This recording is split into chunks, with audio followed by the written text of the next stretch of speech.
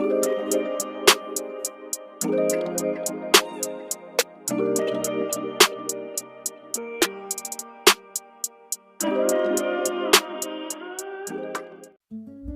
it not been the Bible, the word talent and the way it has come to mean today wouldn't have been like that.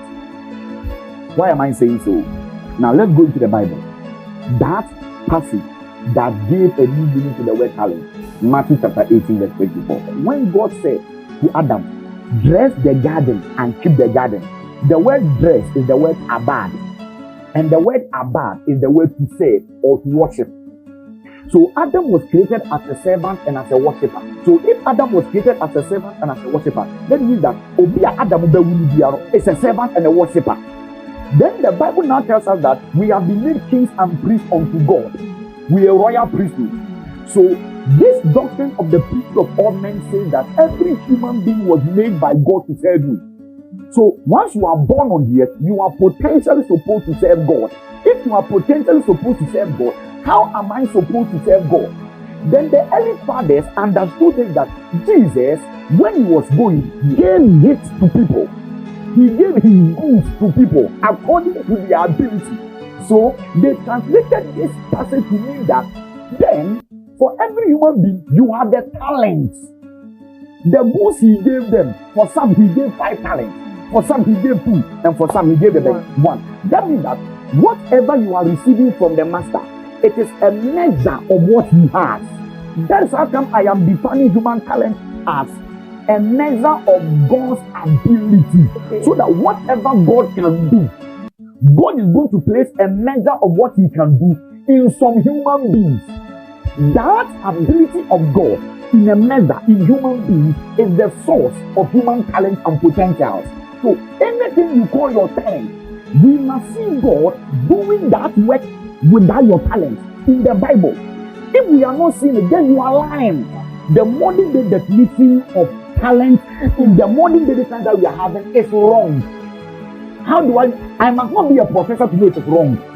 God has given me his definition of the talent in the Bible. And if the dictionary doesn't agree with the Bible is not wrong. The dictionary is wrong. The English missionaries now took their Bible, went everywhere in the world, together with American Christian missionaries. Then using the English Bible as a pattern, they translated various cultures into their language. So with time, the new meaning of culture in the English Bible now became the new meaning of talent in every other culture. Today, when you say talent, people don't think of a measure of something. People think of a special ability. This is where it's coming from. Human talent is a residue of God's omnipotence that was given to man to cultivate a section of the word for God and to contribute to the progress, development, and flourishing of human civilization for God's glory. By this definition, human sexuality is not and cannot be considered a human talent. And if human sexuality cannot be considered a human talent, then sex work is not a work. Hookup is not work. What actually they are doing is that they are abusing and they are misusing sex. Now, somebody will ask, so if sex is not a talent, what is it? Sex, on the contrary, is a gift of God given to humanity to be shared by a man and his wife in holy matrimony, in the covenant of marriage, to produce strong families, healthy societies, and great nations that are just, that are compassionate, and that are prosperous. It's like saying that you catch a thief. Why did you steal this phone? Because I wanted it. I didn't have some, and I want some of this phone. So if you want some, why don't you go and buy it? Why must you steal? You see, so that you don't have doesn't give you the right to steal. In the same way that you are hungry doesn't give you the moral right to go and steal food. Now let's bring it personal. That there is poverty in the family doesn't mean that go and sell your body.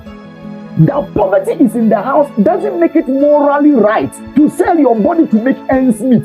So that you sold your body and you are getting food to eat doesn't make it right. It is not right. So that's to say, if somebody is a prostitute, what the person does is that which is supposed to be shared intimately, that must not be commercialized. But because of economic advantages, economic interest, and economic gains, that person commercializes that intimate partnership and relationship. That is who a prostitute is. So, number one, the reason why you must not sell or commercialize your body is because God has inheritance tied to your sexuality. Then number two, the reason why you must not sell your sexuality is because God has given you that sexuality for you to give it as a gift of love to your spouse.